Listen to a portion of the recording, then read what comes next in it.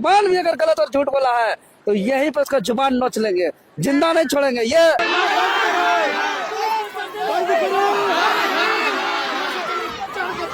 वैश्विक आर्थिक परिस्थितियों का असर अब झारखंड की औद्योगिक इकाई पर भी साफ देखी जा सकती है।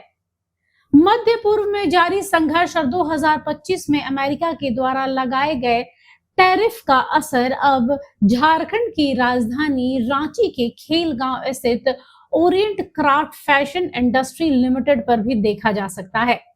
हालत ऐसे बन गए हैं कि कंपनी में कार्यरत करीब 24 कर्मियों को पिछले 2 महीनों से वेतन नहीं मिला है, जिसके विरोध में भारी संख्या में महिला कर्मियों ने लगातार दूसरे दिन भी जोरदार प्रदर्शन किया है। आंदोलन इतना उग्र हो गया कि गेट तोड़ने की नौबत आ गई। हालांकि प्रबंधन और श्रमिक प्रतिनिधियों के बीच बचाव और लंबी वार्ता के बाद आंदोलन को समाप्त किया गया है। प्रदर्शन के दूसरे दिन माहौल काफी तनावपूर्ण रहा है। बड़ी संख्या में महिला कर्मी ने कंपनी गेट के बाहर इकट्ठा होकर प्रबंधन के खिलाफ नारेबाजी की और बकाया वेतन की मांग लगा रखी।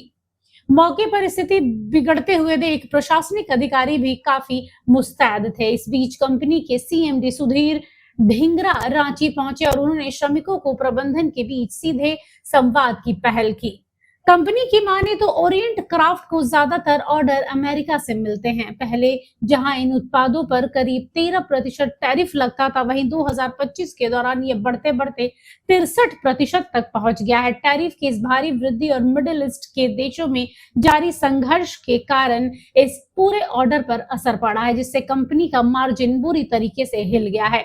परिणाम ये हुआ है कि वित्तीय संकट गहरा रहा है और कर्मियों के समय पर वेतन नहीं दे पा रहे हैं।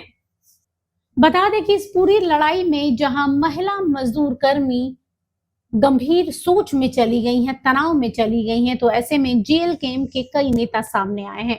चाहे वो बेबी महतो रही हो, देवेंद्र नाथ महतो रहे हो, संतोष महतो रहे हो या फिर डुमरे विधायक जयराम महतो रहे हो, बढ़ चढ़कर ये लोग उनके लिए कंपनी का गेट खुलवाने, बेबी महतो को आप देख पा रहे हैं इन तस्वीरों में, जहां पर वो गेट पर खड़ी हो गई हैं ओरिएंट के और दरवाजा खोलने की बात कह रही हैं। आपको पता है कि जब जब राज्य में मजदूरों से जुड़ा हुआ कोई मुद्दा होता है या मजदूर पीड़ित होता है, तब तब जेएलकेएम आगे बढ़ता है और मजदूरों का हाथ थामता है। इस बार भी वही देखने को मिला है, जहां पर देवेंद्र नाथ महतो केंद्रीय वरीय उपाध्यक्ष का गुस्सा फूट पड़ा है। उन्होंने कहा है कि अगर मुझसे झूठ बोला गया, हमसे झूठ बोला गया, तो हम उन्हें छोड़ेंगे नहीं।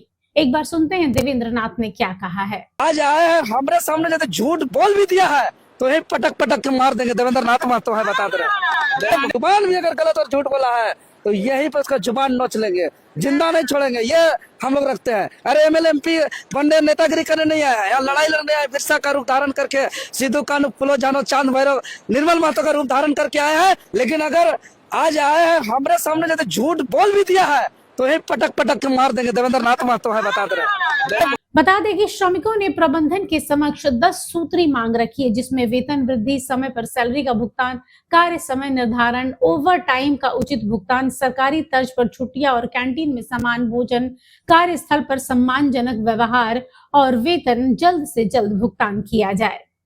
लंबी बातचीत के बाद प्रबंधन ने कई मांगों पर सहमति जताते हुए तय किया था कि 1 महीने का बकाया वेतन 30 अप्रैल को दिया जाएगा, जबकि दूसरे महीने का वेतन 10 से 15 मई के बीच भुगतान किया जाएगा।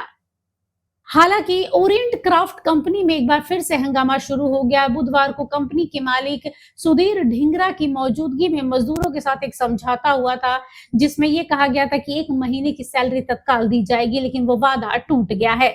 इस समझौते में उत्तरी छोटा नागपुर श्रम आयुक्त समेत तमाम अधिकारी भी मौजूद थे, लेकिन गुरुवार को जैसे ही लंच टाइम हुआ, अधिकारियों ने महिलाओं को बुलाकर धमकाना शुरू कर दिया। पीस रेट के हिसाब से कम करने का दबाव बनाया जा रहा है, जिससे कामगारों में नाराजगी देखी जा रही है। वही वादा खिलाफी की वजह से नाराज श्रमिक काम छोड़कर बाहर आ गया और जेएलकेएम नेता भी यहाँ मौजूद थे। देवेंद्र नाथ महतो की अगुवाई में आंदोलन को लेकर चेतावनी दी गई है। साथ ही पुलिस की मौजूदगी में कहा गया है कि जब तक जो समझौता हुआ था उस पर अमल नहीं किया जाता है, तब तक काम शुरू नहीं किया जाएगा। Bureau report, HNN news.